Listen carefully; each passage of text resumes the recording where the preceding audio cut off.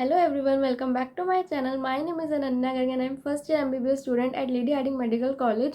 और क्योंकि अब नीट 2024 में ज़्यादा टाइम नहीं बचा है तो आई एम श्योर बहुत सारे बच्चे कंफ्यूज होंगे कि अब फिजिक्स को कैसे अप्रोच करना है, कैसे करना है। स्पेशली वो बच्चे जो अब स्टार्ट कर रहे हैं एकदम ज़ीरो से, तो उन्हें बहुत कन्फ्यूज़न होगी कि अब 5 मंथ्स में फिजिक्स को कैसे अप्रोच करें।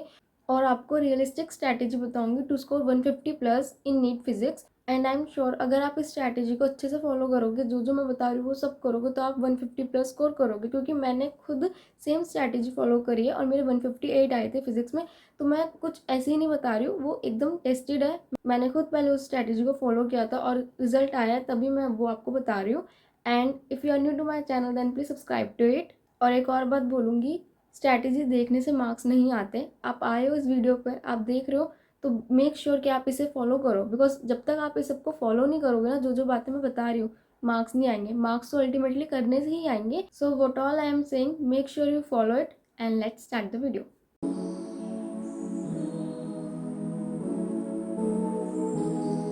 तो देखो, सबसे पहले तो मैं एज्यूम करके चल रही हूँ कि आप लोग एकदम जीरो लेवल पे हो और आप एकदम स्क्रैच से स्टार्ट कर रहे हो। तो अब क्या है, आपके फिजिक्स में 28 चैप्टर्स है जो आपको करने हैं। तो अब एक चीज़ आती है डू और डाई चैप्टर्स। इसका मतलब ये नहीं है कि डाई वाले चैप्टर्स को छोड़ के जाना है, ऐसा नहीं है। अब क्या करना है, तो देखो एक बात आपको माननी पड़ेगी, क्योंकि अभी आप स्टार्ट करो, सिर्फ 5 महीने बच्चे, तो टाइम तो कम है। ठीक है, टाइम कम है, पर इतना भी कम नहीं है कि क्लियर ना कर सको या आप स्कोर ना कर सको, आप नीट में अच्छे मार्क्स ना ला सको। पॉसिबल है, बट टाइम कम है, तो आपको बहुत मेहनत करनी पड़ेगी। और अब ऐसा टाइम है कि आप ऐसा नहीं कर सकते कि मतलब चैप्टर्स तो सारे ही करने हैं, पर लास्ट में आप हैवी चैप्टर्स नहीं छोड़ सकते, क्योंकि एंड में आते आते ना स्ट्रेस और बढ़ेगा। और जब आप लास्ट में चैप्टर खोलोगे और देखोगे इतना ज़्यादा है, इतना ज़्यादा वेटेज है उस चैप्टर की, और उसमें इतनी ज़्यादा क्वेश्चन प्रैक्टिस करनी पड़ेगी और आपसे नहीं होगा, तो आपको और स्ट्रेस हो जाएगा, क्योंकि वो हाई वेटेज चैप्टर है। ठीक है, कंपेरेटिवली अगर वही लो वेटेज चैप्टर होता तो एक तो टाइम भी कम लेता, और अगर आपसे नहीं भी हो रहा होता तो इतना स्ट्रेस नहीं होता, क्योंकि उसकी वेटेज कम है। तो इसलिए एंड के लिए आपको कोई भी हाई वेटेज चैप्टर अब नहीं छोड़ना है, सारे हाई वेटेज चैप्टर आपको पहले करने हैं और एंड के लिए आपको लो वेटेज चैप्टर छोड़ना है। ठीक है, बट एंड का मतलब ये नहीं कि उन्हें छोड़ के जाना है, उन्हें भी करना है, पर वो एंड में इसलिए रखने हैं क्योंकि वो आपसे एंड में हो जाएंगे, क्योंकि वो ज़्यादा टाइम नहीं लेंगे। और अगर आपसे नहीं भी हो रहे होंगे तो उतना स्ट्रेस नहीं क्रिएट करेंगे उस मोमेंट पे, क्योंकि उनकी वेटेज कंपेरेटिवली लो है। मैंने ये तो बता दिया कि पहले हाई वेटेज करना है और फिर बाद में लो वेटेज। पर अब आपके दिमाग में क्वेश्चन आ रहा होगा कि हमें कैसे पता चलेगा कि कौन से चैप्टर्स हाई वेटेज है और कौन से लो वेटेज है, और इन्हें अप्रोच कैसे करना है। ठीक है, तो टेंशन मत लो, आप लोग मेरा टेलीग्राम चैनल ज्वाइन करो। वहाँ पे प्रॉपर मैंने डाल रखी है लिस्ट डू और डाई चैप्टर्स की, उसको देख के आप कर सकते हो। और अब क्या करना है, आपको ये पता चल गया कि चैप्टर्स हाई वेटेज है, ये वाले लो वेटेज है। पहले आपको डू वाले करने हैं और लास्ट में आपको डाई वाले करने हैं। करने दोनों है, छोड़ के नहीं जा सकते। एक भी चैप्टर छोड़ के जाओगे, सिलेक्शन के चांसेस कम करके जाओगे, याद रखना। बट हाँ, ऐसा ज़रूर हो सकता है कि मान लो आप बहुत कोशिश कर रहे हो कोई चैप्टर करने की और आपसे नहीं हो रहा। ठीक है, उस केसेस में आपको लगता है कि यार छोड़ देते, नहीं हो रहा, बट आपको छोड़ना नहीं होता तब भी। ऐसे चैप्टर्स को कैसे डील करना है या कैसे उन्हें प्रिपेयर करना है कि आपके मार्क्स ना कटे नीट में, वो भी मैं बताऊँगी, क्योंकि वो सेम चीज़ मेरे साथ हुई है। और मैंने उसको जिस तरह से मैंने उस चीज़ को डील किया है, उससे बहुत बेनिफिट हुआ था मेरे को। तो वो चीज़ भी मैं आपको बताऊँगी कि कैसे डील करें ऐसे चैप्टर्स के साथ, तो वो लास्ट में बताऊंगी। अब जो डाउट होगा आपको कि सिलेबस कब तक कंप्लीट करना है, मैं हमेशा अपनी हर वीडियो में बोलती आई हूँ, लास्ट के 2 महीने आपको रिवीजन और मॉक टेस्ट के लिए रखने पड़ेंगे। आपका सिलेबस कैसे भी करके फरवरी तक पूरा हो जाना चाहिए। अब मैं ज्यूम करके चल रही हूँ कि आज मतलब आपने अपनी प्रिपरेशन 1 दिसंबर से स्टार्ट करी है और आपके पास पूरे 5 महीने बचे हैं। तो आपको अपना सिलेबस कंप्लीट करना है फरवरी एंड तक, यानी 3 महीने में आपको अपना सिलेबस कंप्लीट करना है। एंड के 2 महीने रिवीजन और मॉक टेस्ट, तभी जाके आपका ये स्कोर आ पाएगा। इतना तो टाइम लगेगा रिवीजन करने में, बिना रिवीजन के तो आप स्कोर कर ही नहीं सकते, क्योंकि बिना रिवीजन और मॉक टेस्ट के तो आप स्कोर कर ही नहीं पाओगे, वो भी इंपॉर्टेंट है। तो अब आपको कैसे भी करके 3 महीने में अपना सिलेबस कंप्लीट करना है। और अगर देखा जाए, हिसाब लगाए, तो आपको एक हफ्ते के अंदर 2 चैप्टर्स कंप्लीट करने होंगे फिजिक्स के। अब ये 2 चैप्टर्स बहुत हैवी लग रहा होगा, क्या 2 चैप्टर्स कैसे करेंगे, अभी बेसिक से स्टार्ट करना है। तो देखो ऐसे करो, एक चैप्टर मतलब पहले तो आपको डू वाले चैप्टर ही करना है और फिर बाद में आपको डाई वाले करने हैं। ठीक है, बट डू में भी ना 2 तरह के चैप्टर्स होते हैं। एक चैप्टर होता है जिसकी वेटेज ज़्यादा है, क्योंकि वो चैप्टर बहुत लंबा है। ठीक है, जब उसमें कॉन्सेप्ट ज़्यादा है, वो लेंथी चैप्टर है, तो उससे वेट क्वेश्चन आने के चांसेस भी ज़्यादा है। ठीक है, क्वेश्चन ज़्यादा आएंगे। और एक होता है कि ऐसे चैप्टर्स जो मतलब बहुत छोटे होते हैं, जिनमें कंसेप्ट कम होते हैं बट उनसे क्वेश्चन ज़्यादा आते हैं। ठीक है, तो ऐसे 2 तरह के चैप्टर्स मिलेंगे आपको डू वाले कॉलम में। तो अब आपको क्या करना है, आपको डू वाले कॉलम में से ऐसे 2 चैप्टर लेने हैं, एक जो लेंदी हो और दूसरा जो छोटा हो, ठीक है, और वेटेज दोनों की ज़्यादा हो। तो इस तरह आपको वो 2 चैप्टर्स चूज़ करने हैं, ऐसा कॉम्बिनेशन चूज़ करना है और फिर 1 हफ्ते में आपको ऐसे 2 चैप्टर्स कंप्लीट करने हैं। तो इस तरह आपको करना है। जो लेंथी चैप्टर है वो आपका 5 डेज़ ले सकता है कंप्लीट होने में, और जो छोटा चैप्टर वो आपका 2 दिन ले सकता है कंप्लीट होने में। तो इस तरह आपका पूरा हफ्ता प्लान हो जाएगा उन 2 चैप्टर्स में, ठीक है। तो देखो, अब तक मैंने बताया कि आपको पहले कौन से चैप्टर्स करने हैं, कब तक आपका सिलेबस कंप्लीट होना चाहिए, हफ्ते में कितने चैप्टर करने हैं और कौन से 2 चैप्टर्स ले कि आपका हफ्ते में वो दोनों चैप्टर्स आपके कंप्लीट हो जाए। ये जो भी मैंने अभी आपको बताया अब तक, वो सब हमने अभी तक ऊपर ऊपर से बात की है कि क्या कैसे करना है। अब इंटीरियर पे चलते हैं थोड़ा सा, कि एक चैप्टर को कंप्लीट कैसे करना है, ठीक है, क्या क्या करें कि वो चैप्टर हमारा कंप्लीट हो जाए, कि 5 महीने में हो जाए और हमारा अच्छा स्कोर आ भी जाए। करने को तो इतने सारे क्वेश्चन बैंक है कि ये कर लो वो कर लो, लेकिन अभी क्या करें कि हमारा 150 प्लस स्कोर आ जाए नीट में, अभी क्या मस्ट है। देखो, एक चैप्टर को अगर आपको कहना है कि हाँ वो आपने कंप्लीट कर लिया, वो आपका कंप्लीट हो गया, तो आपको 5 स्टेप्स फॉलो करने पड़ेंगे जो मैं करती थी, और वो मस्ट करने हैं, ठीक है। सबसे पहला डिटेल लेक्चर लेना है, ठीक है। फिजिक्स के लिए आप please don't go for any छोटा सा video, please detail lecture low physics के लिए। अब आप लोगों को क्वेश्चन होगा कि डिटेल लेक्चर कहाँ से ले। देखो, जो बच्चे कोचिंग भी जा रहे हैं, क्योंकि अगर वो ज़ीरो पर है, अब अगर वो अभी स्टार्ट कर रहे हैं, तो आई एम श्योर कि पहले अगर वो कोचिंग जाते भी थे तो पर उनका वो सब बैकलॉग क्रिएट हो गया, उन्होंने या तो ढंग से समझा नहीं, या फिर समझा होगा तो भूल गए होंगे, उन्होंने रिवाइज नहीं किया, आगे की चीज़ें फॉलो नहीं की कि वो चीज़ उनको याद हो। तो अगर आप कोचिंग भी जा रहे हो तब भी आपका काफ़ी बैकलॉग क्रिएट हो गया होगा, और अगर आप सेल्फ स्टडी कर रहे हो, आप नहीं जा रहे खुद से कर रहे हो, तो भी आपके दिमाग में क्वेश्चन होगा कि हम कहाँ से पढ़ सकते हैं, ठीक है। तो मैं आपको ये बताती हूँ कि मैंने भी अपनी प्रिपरेशन सेल्फ स्टडी से ही की थी, खुद से। तो मैंने यूट्यूब वीडियोज़ ही देखी थी अपना सिलेबस पूरा करने के लिए, वन शॉट जो यूट्यूब पर है। अब देखो, बहुत सारे बच्चे बोलेंगे कि वन शॉट सफिशिएंट नहीं है। अब आपके पास एक चीज़ समझो, वन शॉट ना 2 तरह की होती है। एक है जो यूट्यूब पे 2-3 घंटे में चैप्टर कंप्लीट करा हुआ है, वो नहीं वर्क करेगी। डिटेल वाली भी है, उन्हें लो ना। उम्मीद बैच की जो वन शॉट्स है बहुत सफिशिएंट है नीट के लिए। मैंने उम्मीद बैच की ही वन शॉट्स ली थी, जहाँ पे एक एक चैप्टर 8-8 10-10 घंटे में करवाया हुआ है। ऑलमोस्ट सब कुछ कवर्ड है जो नीट के लिए आपको जानना ज़रूरी है वहाँ पर, ठीक है। बट उसके अलावा आपको क्या करना होगा, अपनी तरफ से क्वेश्चन प्रैक्टिस करनी पड़ेगी, जो कि मस्ट है, वो तो करनी ही है। But when it comes to content, वहाँ पे सफिशिएंट कंटेंट है, मतलब सब कुछ समझाया हुआ है, तो वहाँ से भी नीट क्रैक हो सकता है। मैंने वहीं से किया है। और दूसरा, अगर आप लोग सोचो कि वन शॉट सफिशिएंट नहीं है, बट अगर आप अभी ज़ीरो से स्टार्ट कर रहे हो ना, तो एक बात को समझो, पूरा एकदम डिटेल कोचिंग वाला पढ़ने का आपके पास टाइम भी ही नहीं है, ठीक है। अगर आप सोचो, कोई आप जिस भी कोचिंग में एनरोल्ड हो, वहाँ पे रिकॉर्डेड लेक्चर अगर आपको मिलता है, अगर आप कोई ऑनलाइन कोचिंग ले रहे हो और वहाँ पे रिकॉर्डेड लेक्चर है, और आप सोचो पहले के कंप्लीट कर लो, नहीं कर सकते। वो इतने डिटेल्ड होते हैं, वो इतने ज़्यादा डिटेल्ड होते हैं कि वो आप कंप्लीट ही नहीं कर पाओगे इतना ज़्यादा। और इतना ज़्यादा ज़रूरी भी नहीं है, क्योंकि वो बहुत एक्स्ट्रा पढ़ाते हैं। तो इतना आपको नीट के लिए ज़रूरी भी नहीं है जितना आपको ज़रूरी है एनसीईआरटी बेस्ड, और उससे थोड़ा सा हाई लेवल फिजिक्स में, तो वो आपको यूट्यूब पर भी मिल जाएगा। तो मैंने तो यूट्यूब के ही उम्मीद बैच के वन शॉट्स देखे थे, और आप भी वो देख सकते हो, वो इनफ है।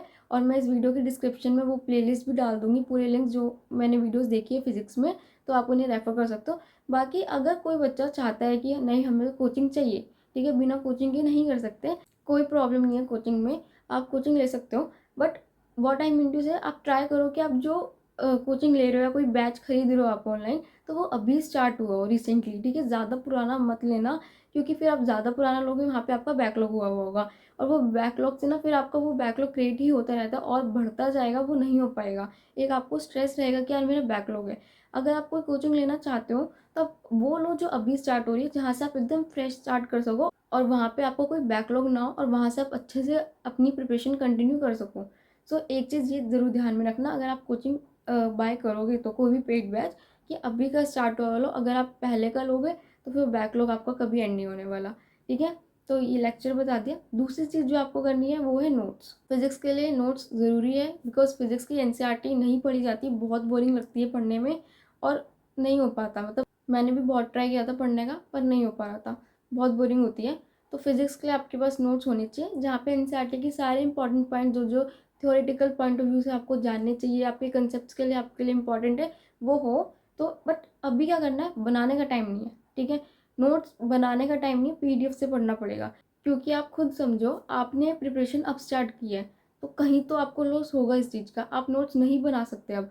अगर आपको नोट्स बनाने थे तो आपकी प्रिपरेशन ये 1 साल पहले स्टार्ट होनी चाहिए थी, जहाँ आप एकदम वैसे स्टार्ट करते, नोट्स बनाते अच्छे से सारे टॉपिक्स के, सारे चैप्टर्स के, तो वो चीज़ें तब होती। अब तो टाइम नहीं है, ठीक है। अब नीट क्रैक कर सकते हो, और एकदम अगर आप सोचो कि आप सब कुछ कर सको, वो पॉसिबल नहीं है। नोट्स बनाओगे तो सिलेक्शन नहीं हो पाएगा, क्योंकि नोट्स बनाने में बहुत टाइम जाता है, बहुत टाइम। इतना ईजी नहीं है नोट्स बनाना, ठीक है, बहुत ज़्यादा टाइम जाता है। तो आप नोट्स चाहिए आप पीडीएफ से पढ़ो, ठीक है। मैंने भी पीडीएफ से पढ़े थे, क्योंकि मैंने भी अपनी प्रिपरेशन आप ही की तरह लेट स्टार्ट की थी। तो वहाँ से पीडीएफ से आप पढ़ सकते हो, कोई प्रॉब्लम नहीं है। अगर जैसे आप उम्मीद बैच के वीडियोस देखते हो, तो वहाँ पे तो उनके ऐप पे आपको नोट्स मिल जाएंगे, आप वो पढ़ सकते हो। मैंने भी वही नोट्स पढ़े थे। उसके अलावा और भी नोट्स होते हैं, ठीक है। मेरे टेलीग्राम चैनल पे आपको मिल जाएंगे नोट्स, आई गेस मैंने अपलोड कर रखे हैं, ठीक है। वहाँ से आप देख सकते हो फिजिक्स के नोट्स। अगर आपको हेल्प चाहिए तो उन नोट्स की भी ले सकते हो। एंड हाँ, वो मेरे नोट्स नहीं है। कभी आप सोचो कि मैंने बोला है कि नोट्स मैंने भी नहीं बनाए थे और मैंने अपलोड कर दिए, वो मेरे नोट्स नहीं है। ऑफकोर्स वो किसी टीचर के ही नोट्स हैं। जो भी मटेरियल मैंने अपने टेलीग्राम चैनल पे अपलोड कर रखा है, वो मटेरियल है जो मैंने यूज़ किया था अपनी प्रिपरेशन में, और वो मैंने यहीं टेलीग्राम से ढूंढा था। सो आप लोगों का टाइम वेस्ट ना हो उस सब मटेरियल को सर्च करने में, ठीक है। तो इसलिए वो मैंने सारा मटेरियल अपने टेलीग्राम पे डाल रखा है, बिकॉज वो सारा नीट के लिए बहुत अच्छा है। वो सब एनसीईआरटी बेस्ड है, ठीक है। मटेरियल तो बहुत मिल जाता है, लेकिन एक होता है कि नीट के लिए क्या ज़रूरी है इस पॉइंट ऑफ टाइम पे, क्योंकि एनसीईआरटी बेस्ड पढ़ाई आपको करनी है, ठीक है। एनसीईआरटी के बाहर कभी आपको कुछ नहीं पढ़ना। तो वो मटेरियल जो भी मेरे टेलीग्राम पे अपलोडेड है, वो ऑलमोस्ट सारा का सारा एनसीईआरटी बेस्ड है। और वो मटेरियल है जो मैंने यूज़ किया है, या फिर वो मटेरियल जो भी नीट 2024 बैच के लिए आ रहा है और वो मेरे को एनसीईआरटी बेस्ड लग रहा है, अच्छा लग रहा है, तो वो मैं अपलोड कर रही हूँ आप लोगों की प्रिपरेशन के लिए। तो वहाँ से आप वो उन नोट्स की हेल्प ले सकते हो। मैंने भी उन्हीं नोट्स की हेल्प ली है, टीचर्स के नोट्स की, क्योंकि इस पॉइंट ऑफ टाइम पे नोट्स खुद के बनाने का टाइम नहीं है, आपको पीडीएफ से पढ़ना पड़ेगा, ठीक है। तो पर नोट्स होने चाहिए, और आपको नोट्स रिवाइज करने हैं, ठीक है। नोट्स हो गया। तीसरी चीज़ आती है फॉर्मूला शीट्स। ये चीज़ ऐसे कि आप ये अपनी बना सकते हो, ठीक है। जो चीज़ पॉसिबल है वो मैं बता रही हूँ। फॉर्मूला शीट्स मैंने भी अपनी बनाई थी। तो अब इसमें क्या करना है, फिजिक्स के न्यूमेरिकल से बहुत ज़्यादा डर लगता है कि नहीं होते नहीं होते। बट अगर आप कोई भी पेपर उठा के देखोगे ना रिसेंट का, आप देखोगे कि उसमें कितने सारे क्वेश्चंस ऐसे हैं जो डायरेक्ट फॉर्मूला बेस्ड है। बस आपको फॉर्मूला पुट करना है और आपका आंसर आ जाएगा। और आपसे वो नहीं होता क्योंकि आपको फॉर्मूला ही नहीं याद होता। तो फॉर्मूला अगर आपको याद है ना, आप 50 to 60% फिजिक्स तो आप ऐसे ही सॉल्व कर सकते हो, कि सारे क्वेश्चन टफ नहीं होते फिजिक्स में। कुछ क्वेश्चंस ऐसे होते हैं जो थ्योरी पर्पज से होते हैं, जो थ्योरेटिकल होते हैं। कुछ क्वेश्चंस ऐसे होते हैं जो डायरेक्ट फॉर्मूला बेस्ड होते हैं। कुछ होते हैं जिनमें 2-3 फार्मूलाज यूज़ होते हैं, ठीक है। तो डिफिकल्ट क्वेश्चंस बहुत कम होते हैं अगर आप देखो तो। अल्टीमेटली अगर आपको फॉर्मूला और आपके कंसेप्ट स्ट्रांग है ना, तो भी आप बहुत अच्छे मार्क्स ला सकते हो फिजिक्स में। डिफिकल्ट इतना नहीं आता पेपर, क्योंकि आपको फॉर्मूलाज ही नहीं याद होते, तो फिर वो आपसे होता ही नहीं है। तो इसलिए फॉर्मूलाज तो मस्ट है, ठीक है, वो आपको करने हैं। और फॉर्मूलाज आपको याद ऐसे नहीं होते। आप फॉर्मूला शीट बनाओगे और उसे रेगुलरली रिवाइज करोगे तब भी याद होंगे, ठीक है। उसके बिना याद नहीं होते। तो फॉर्मूला शीट्स बनानी है और सबको बनानी है अपनी। और एज अ सैम्पल मैंने अपने टेलीग्राम चैनल पे अपलोड कर रखी है फॉर्मूला शीट्स, आप वहाँ से देख सकते हो कि कैसे बनानी है। और you can do one thing, आप उन शीट्स को प्रिंट करा सकते हो और वहाँ पे उसे मॉडिफाई कर सकते हो अपने अकॉर्डिंग। जो फॉर्मूला आपको लगे कि उसमें नहीं लिखा हुआ है, आप वो उसमें ऐड ऑन कर सकते हो। इस तरह आप अपनी खुद की फॉर्मूला शीट्स भी बना सकते हो मॉडिफाई करके, ठीक है। बट बनानी है सबको, ठीक है।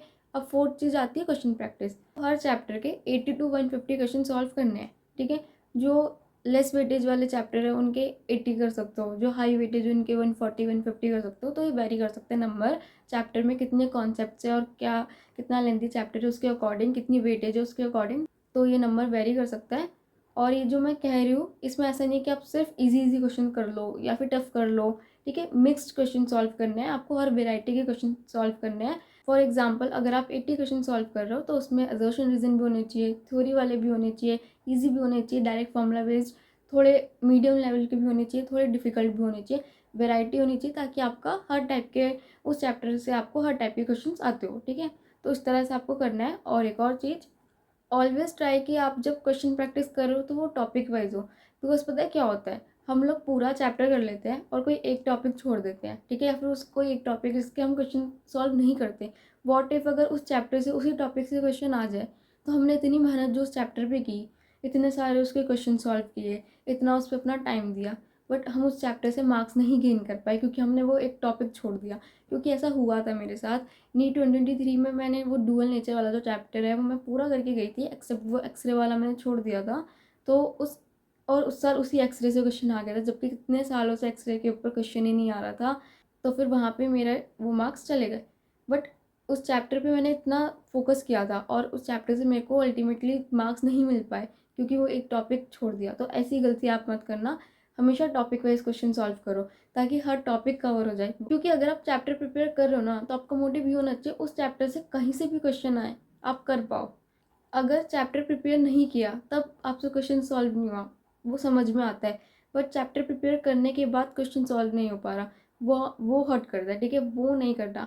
कर रहे हो बहुत अच्छे से प्रिपेयर करो और हर चीज़ करो, कोई चीज़ छोड़ो मत, क्योंकि कहीं भी ना स्कोप नहीं रहना चाहिए कि यहाँ से मार्क जा सकता है। जो चैप्टर कर रहे हो ना उन्हें इतने अच्छे से करो कि कहीं से भी क्वेश्चन आ जाए वो आपको +4 ही देगा, +4 के अलावा कुछ नहीं है उस चैप्टर से। इस तरह प्रिपेयर करके जाना है, चाहे उस चैप्टर से कितने भी क्वेश्चन आए वो नहीं पता, पर जितने भी आएंगे वहाँ पे +4 होगा, ठीक है। आपका माइंड इस तरह से वर्क करना चाहिए, ठीक है। क्वेश्चन प्रैक्टिस करनी है। एंड अगेन अगर आपके पास कोई मॉड्यूल है आप वहाँ से कर सकते हो, नहीं है तो मेरे टेलीग्राम चैनल पे आपको DPPs मिल जाएंगी बहुत सारी प्रैक्टिस करने के लिए, आप वहाँ से प्रैक्टिस कर सकते हो, कोई इशूज़ नहीं है, ठीक है। तो ये आपका हो गया क्वेश्चन प्रैक्टिस। देखो मैंने कहा था ना 5 स्टेप्स में आपको चैप्टर को कंप्लीट करना है। अब लास्ट बचा है 5th, जो कि PYQs। PYQs की क्या इंपॉर्टेंस है ये आप लोग ऑलरेडी जानते ही हो, but I usually prefer to do PYQs in the last. Because क्या होता है जब आप एकदम लास्ट में करते हो ना PYQs, आप पहले के वो 4 स्टेप फॉलो करते हो, आपने चैप्टर समझा, नोट्स याद किए, फॉर्मूला शीट्स रिवाइज की, क्वेश्चन प्रैक्टिस की, तो जब आप ये चारों स्टेप्स कर लेते हो ना तो आपका जो चैप्टर है ना वो काफ़ी स्ट्रांग हो जाता है। और उसके बाद जब आप PYQs करते हो तब आपको एक्चुअल में एक चेक मिलता है कि नीट का लेवल क्या है और आपकी प्रिपरेशन का लेवल क्या है, और उस टाइम पे आपको ये रियलाइज़ होगा कि आपकी प्रिपरेशन काफ़ी अच्छी है नीट के लेवल से, ठीक है। और ये जो आपका डर है ना कि फिजिक्स टफ है, फिजिक्स नहीं होती, तब आपको PYQs जब आपसे सॉल्व होंगे, वो क्वेश्चन जो नीट में आए हैं वो आपसे सॉल्व होंगे, तब आपका वो डर भी हटेगा कि फिजिक्स नहीं हो सकती। तब आप खुद नीट के क्वेश्चन सॉल्व करोगे ना, आपको ये अंदर से कॉन्फिडेंस आएगा कि हाँ नीट मैं भी कर सकता हूँ, फिजिक्स हो रही है मेरे से। क्योंकि मैं हमेशा PYQs लास्ट में करती थी, और जब ये सब करने के बाद मैं PYQs करती थी और मेरे से काफ़ी सारे तो नहीं बट काफ़ी क्वेश्चन सॉल्व होते थे, तब काफ़ी कॉन्फिडेंस आता था कि हाँ फिजिक्स उतनी टफ नहीं है शायद जितनी हमने सोच रखी है, फिजिक्स के क्वेश्चन सॉल्व हो रहे हैं, मुझसे भी हो रहे हैं, मैं भी कर सकती हूँ। तो वही सेम चीज़ आपके साथ होगी अगर आप वो एंड में करोगे, ठीक है। PYQs जब सॉल्व होते हैं ना बहुत कॉन्फिडेंस आता है, तो इसलिए हमेशा प्रिपेयर्ड होकर करो, तब आपको पता लगेगा कि हाँ आप कर सकते हो, ठीक है। और एंड में, एंड का मतलब ये नहीं कि छोड़ देना है, करने हैं वो, ठीक है। तो ये आपका हो गया पांचों पॉइंट जिस तरह से आपको एक चैप्टर को अप्रोच करना है। इसके बाद अब आपके आती है 2 चीज़ें, रिवीजन और मॉक टेस्ट, ठीक है। हालांकि एंड के 2 महीने इसी चीज़ के लिए रखे हुए हैं कि रिवीजन और मॉक टेस्ट करेंगे, बट इसका मतलब ये नहीं कि आप वो अभी इन 3 महीने में नहीं करोगे। ये 3 महीने में बेसिकली आपका फोकस कवरेज पे होना चाहिए, आपको सिलेबस कवर करना है, अपना सारा सिलेबस कंप्लीट करना है, बट ये दोनों चीज़ें अभी भी निगलेक्ट नहीं होगी। बिकॉज अगर आपने अभी रिवीजन नहीं की ना तो जो अभी आप दिसंबर में पढ़ोगे वो सब ब्लैंक हो जाएगा मार्च तक आते आते, और फिर ये चीज़ आपको दोबारा से ऐसे पढ़नी पड़ेगी जैसे आप फ्रेश स्टार्ट कर रहे हो, तो फिर वो एकदम ब्लंडर हो जाएगा, वो नहीं करना। बीच में आपको मॉक टेस्ट भी देना है, आपको रिवीजन भी करनी है, तो रिवीजन करते हैं ना हर 2 हफ्ते बाद एक बार, एक दिन निकालना जिसमें आप रिवाइज कर रहे हो पहले जो भी आपने किया है, ठीक है, फिजिक्स के लिए, और वो एक बार रिवाइज कर लेना। ज़्यादा नहीं कर पा रही, ज़्यादा टाइम नहीं है, बट एटलीस्ट आप अपनी फॉर्मूला शीट्स देख सकते हो और डिफ़िकल्ट क्वेश्चन देख सकते हो कि कैसे किए, तो सॉल्व या रिवाइज कर सकते हो उन्हें। जब आप क्वेश्चन प्रैक्टिस कर रहे हो तो उस टाइम पे जो डिफ़िकल्ट क्वेश्चन है जो आपसे नहीं हो रहे हैं, थोड़े से टफ लग रहे हैं, आप उन्हें सर्कल कर सकते हो ताकि रिवीजन वाले डे में आप उन क्वेश्चंस को रिवाइज करो कि वो कैसे करने हैं। तो इस तरह से आप अप्रोच कर सकते हो रिवीजन को। और मॉक टेस्ट तो आपको देना है, अभी से देना है, पार्ट टेस्ट स्टार्ट कर दो देना। हर 2 हफ्ते में आपको एक पार्ट टेस्ट देना है और उसे एनालाइज करना है, अपनी गलतियाँ देखनी है। देखो इट मे बी पॉसिबल कि जो सिलेबस है उस पार्ट टेस्ट का वो आपका सारा कंप्लीट ना हुआ, बट छोड़ना इज़ नॉट ऑप्शन। अगर आप छोड़ोगे तो फिर तो नहीं हो पाएगा ना। अगर आपने मान लो आपका जितना भी सिलेबस कवर हुआ है आप वो पार्ट टेस्ट दोगे तो एटलीस्ट जितना कवर हुआ है आपको वो तो पता चलेगा कि आपका कैसी प्रिपरेशन है। छोड़ने पे तो आपकी वो भी चली जाएगी। तो प्लीज़ छोड़ो मत, दो। अगर आप किसी कोचिंग में एनरोल्ड हो और वहाँ पे पार्ट टेस्ट चल रहा है, प्लीज़ देना शुरू कर दो। सिलेबस अगर नहीं भी कवर हो पा रहा, ठीक है, सारा कंप्लीट नहीं हो पा रहा है उसका, या फिर मान लो आप कोई और चैप्टर कर रहे हो और उसमें कोई और चैप्टर आ रहा है, बट अगर कोई भी चैप्टर आपका मैच हो रहा है, ठीक है, दे दो वो टेस्ट, ठीक है। स्किप करने से कुछ नहीं हो रहा, देने में मतलब एटलीस्ट जितना आता है उतना तो दो, उसकी प्रिपरेशन देखो कि आपका वो कितना ठीक हुआ है। और बाकी बहुत सारे पार्ट टेस्ट और फुल मॉक टेस्ट मेरे टेलीग्राम चैनल पे भी अपलोडेड है। जिस पार्ट टेस्ट का सिलेबस आपकी प्रिपरेशन से मैच हो रहा है आप वो वाला पार्ट टेस्ट दे सकते हो।